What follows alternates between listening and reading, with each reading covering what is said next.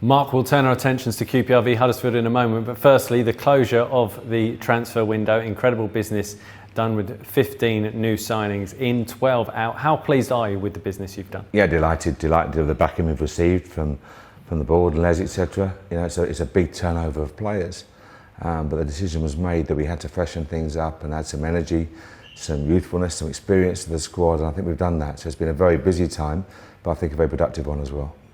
While you've been very busy and it has been very productive, how happy are you that it's closed now? You are. You know, at the end of the winter, you want to get your business done. You want to look at your squad and say you have competition in every position. That's key for us. You can't have anyone that's comfortable.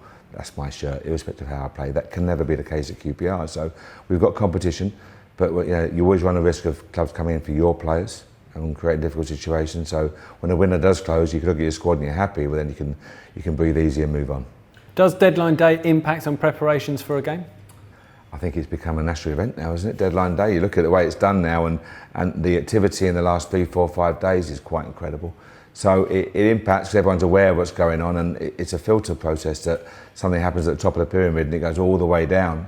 So that big money move instigates 2, 3, 4 more moves and so on and so forth. So you're always wary, as I say, of someone coming in for one of your parties, and the later it is, the harder it is to replace them. You saw the situation with Zaha and Palace, and quite rightly they stayed very strong, because how do they replace a player like Zaha with a day to go? So you understand the problems with it, but it's closed. Get your work done, hopefully, and look forward to the next window. After the win against Stoke City, what's the mood like on the training pitch ahead of this game against Huddersfield? Yeah, it was a good performance. It was a deserved victory. It wasn't a lucky, scrapey of a win. It was a good victory, and the boys quite rightly took a lot of credit for that. But you focus on the next game now. You enjoy the coach ride home, that's great, but then everything turns toward Huddersfield. Premier League team, many Premier League players within the squad. It'll be a very, very tough test for us. But we're at home, the newly named stadium, and it's a chance for players to enjoy the stadium and show what they can do. Huddersfield lost on their opening game against Derby County. Does that make them more dangerous? Every game is dangerous. If you're slightly below your best, if you're not prepared as best you possibly can be, then you will pay the price. That's the beauty of this division. I'm saying beauty, maybe that's the wrong word, but I mentioned to you before, bottom beats top. No one blinks an eyelid in the Championship. It's accepted because the margins are so fine. And it is, 3 wins maybe from 18th to 8th. That's the nature of this league. You have to be prepared into every game. You have to be focused. You have to understand your jobs, your roles, set pieces. All the details need to be covered and go into the game full of belief. And after the win last week, we're full of belief, but we know we face a very tough test. I'm not expecting your game plan, but how do QPR win this game? We do what we do well.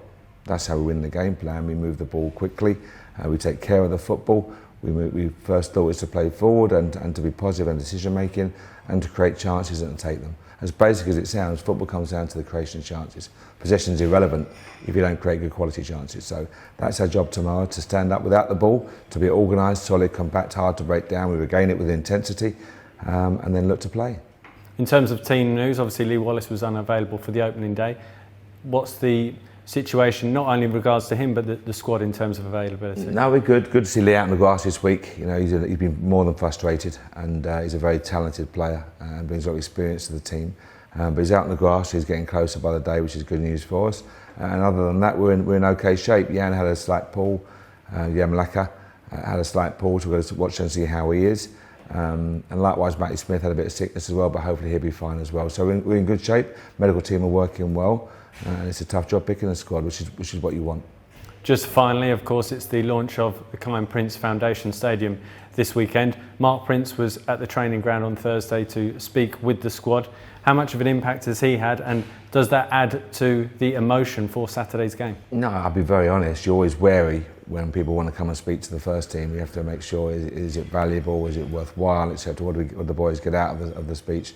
But I spoke to them this morning and said it was a very, very powerful message delivered by Mark, to have someone suffer that level of grief and speak so openly about it, so positively about it, and transfer it into what we do was hugely commendable. So a lot of respect, enormous respect for Mark, but it was a very strong message about your mindset, about sense of belief or strength of belief, and it was really well received by the boys. So they're looking forward to the game tomorrow. They're aware of the significance with the name change, what's involved, and the price that he's had to pay and his family have had to pay as well.